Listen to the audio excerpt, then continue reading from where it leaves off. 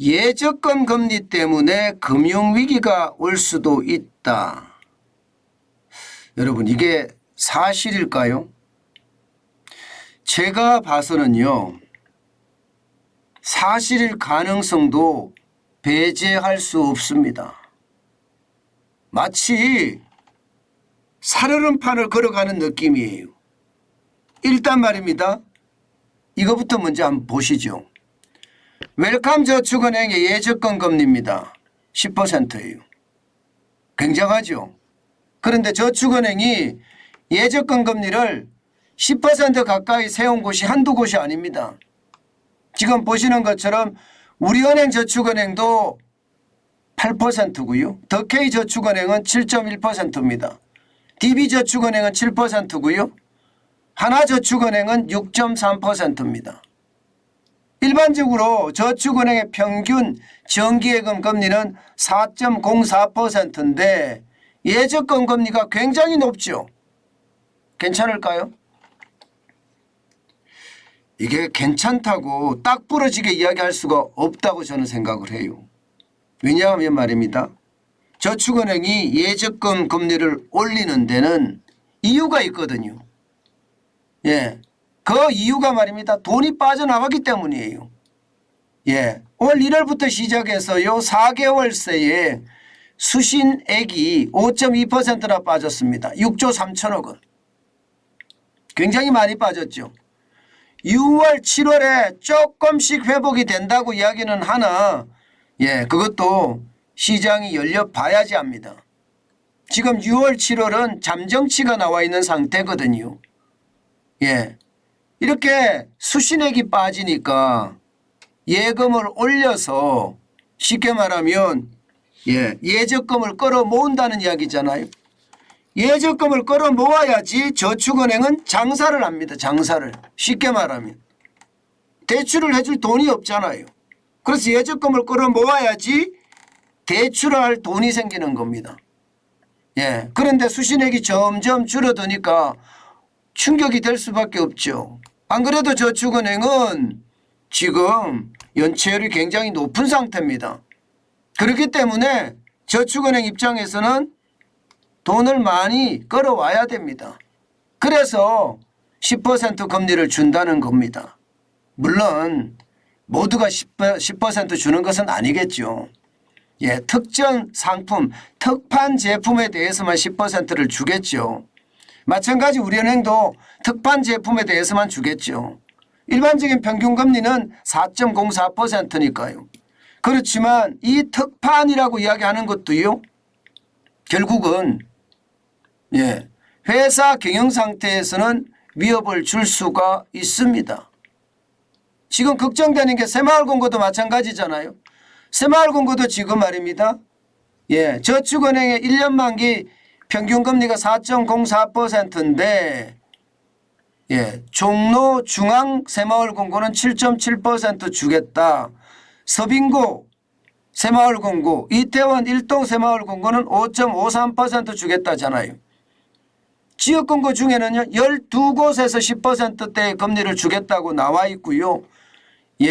또 지역금고 84곳에서는 5% 이상 금리를 주겠다고 나와 있습니다. 여기도 마찬가지 말입니다. 이게 예금이 줄어드니까 어떻게 하든 수신잔액 늘려야 되거든요. 그래야지 장사를 하니까.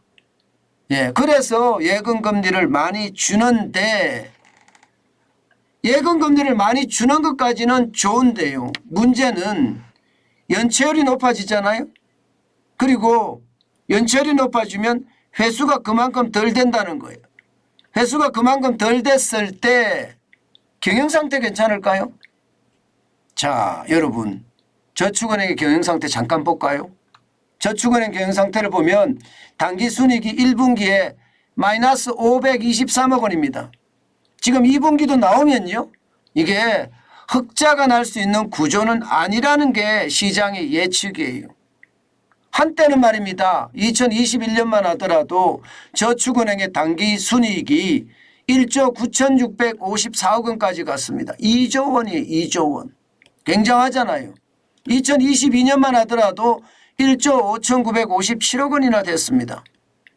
그러던 것이 올해 들어와서 급격히 나빠졌고요. 결국은 마이너스 523억까지 기록하는 그런 최악의 상황을 맞은 거죠. 마치 말입니다. 2023년 1분기를 보고 있으면 2010년 마이너스 6,010억의 적자가 나고 2013년 마이너스 4,235억이 적자가 났던 저축은행 사태, 2011년에 저축은행 사태를 연상케 합니다. 괜찮을까요? 지금 말입니다. 저축은행의 경영상태가 계속해서 나빠지면 2011년에 저축은행 사태라는 게 안 오리라는 보장 없다고 보는 거예요. 경영상태가 나빠지면 그렇게 되거든요. 새마을금고도 지금 마찬가지입니다.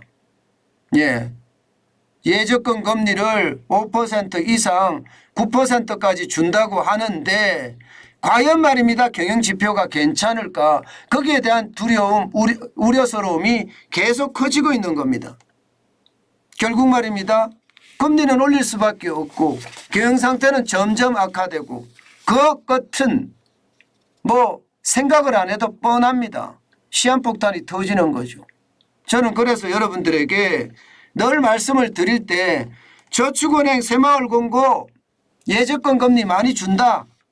진짜 좋은 일이다. 그렇지만 반드시 여러분들에게 제가 지속적으로 설명을 드립니다.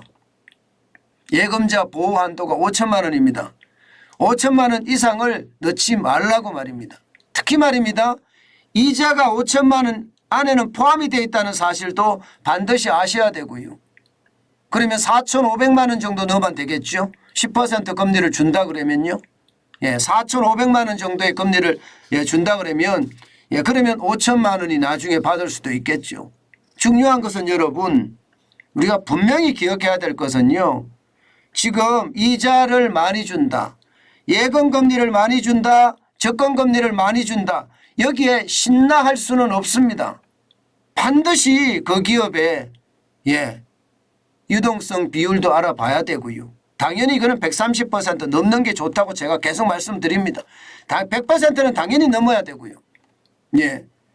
게다가 BIS 자기자본 비율은요.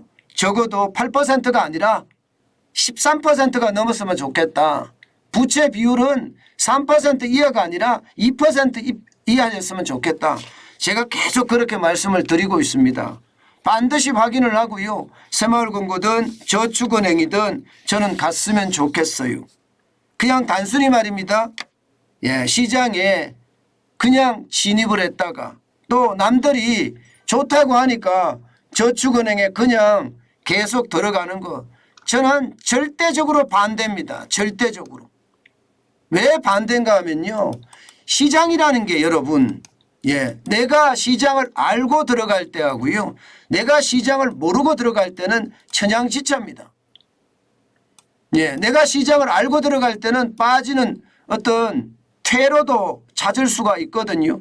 그런데 내가 시장을 모르고 들어가면 여러분 저는 퇴로를 찾기가 참 쉽지 않다고 생각합니다. 제발 제가 당부하건대요. 지금 시장은 저는 굉장히 위험하게 보거든요. 제가 왜 이렇게 연일 말입니다. 제2금융권에 대한 이야기를 여러분들에게 하는지 아마 여러분들은 짐작하실 거예요. 그 정도로 말입니다. 제가 봐서는요.